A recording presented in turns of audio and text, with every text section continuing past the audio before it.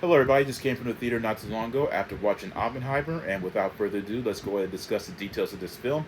Anyone who's familiar with the life of J. Robert Oppenheimer from a historical spectrum understands that you don't necessarily have to be concerned about spoilers here. We all know the end game, and we know from a historical perspective exactly what his role was is associated with the Manhattan Project and the Trinity test.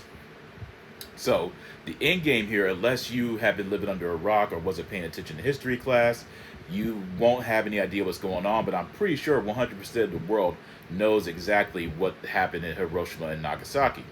Directed by Christopher Nolan, this is a very packed cast with Cillian Murphy, Emily Blunt, Florence Pugh, Robert Downey Jr., Matt Damon, Josh Hartnett. It is, without a doubt, probably one of the most ambitious projects that Christopher Nolan has undertaken as a director. And he's always been a favorite of mine. It started from Memento, Insomnia, of course, the Dark Knight trilogy. Then you have The Prestige, Inception, Dunkirk, Tenet, Interstellar, now Oppenheimer. Oppenheimer combines two of my favorite elements from the educational structure, which is history and science. Granted, I did not become more interested in science until well after college, and history has always been a favorite subject of mine, even dating back to elementary school.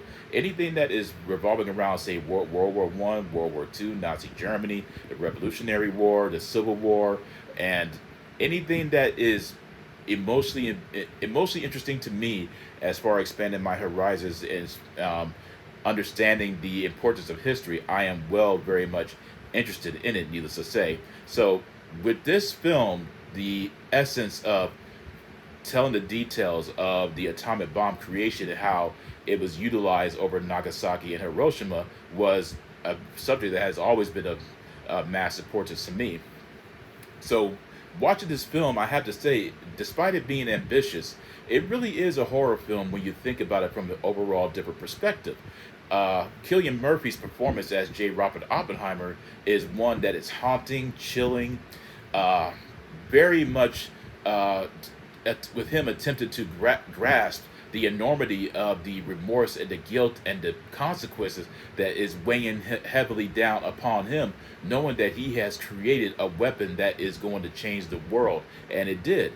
And to know that it was used, he was alive very much when it was used, and knowing that all these lives were at stake and died and suffered, and all the destruction it caused obviously weighed upon his soul. Granted, I have not read American Prometheus yet. I'm not exactly sure how historically accurate this film is as far as when it comes to the characterizations of Oppenheimer, Louis Strauss, and all the different politicians and military advisors involved with this project. But it, I don't believe it necessarily takes a rocket scientist to understand that there has to be a massive amount of guilt on all sides of the aisle when it comes to the politics and the scientific debates involved.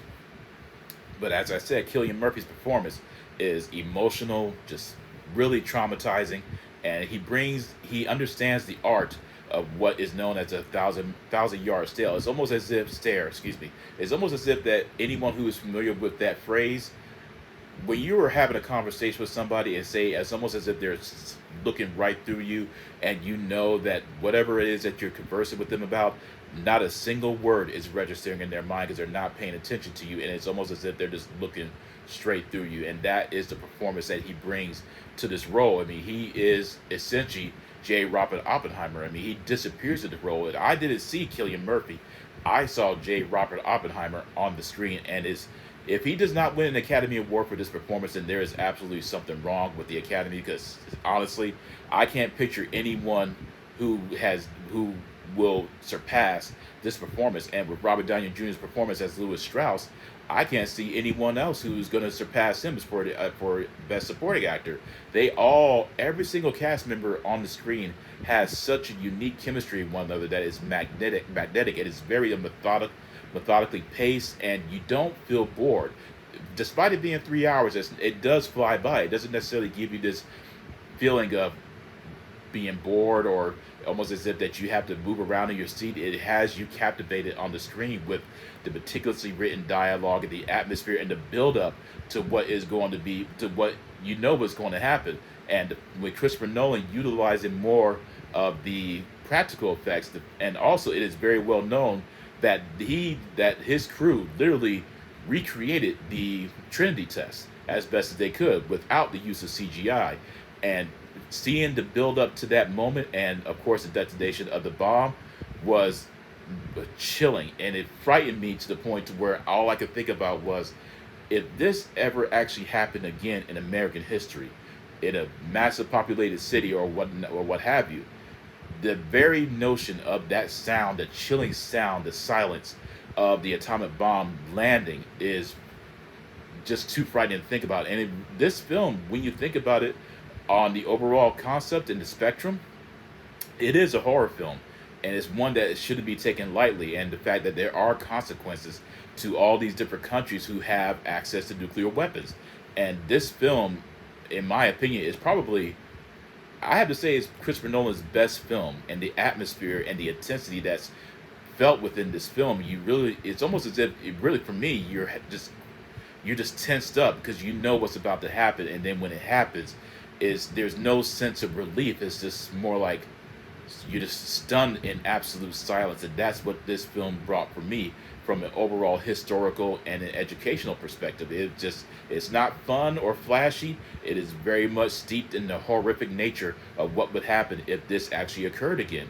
Everything from the atmosphere to the acting, the writing, and the music, and also the cool thing that I found very enjoyable, even though you can't see with your naked eyes, the fact that Christopher Nolan from on camera managed to capture the movements of the atoms, the splitting of the atoms, and seeing the protons and the electrons and the neutrons whirling around in a manner that only he could capture on a camera was beautiful to see.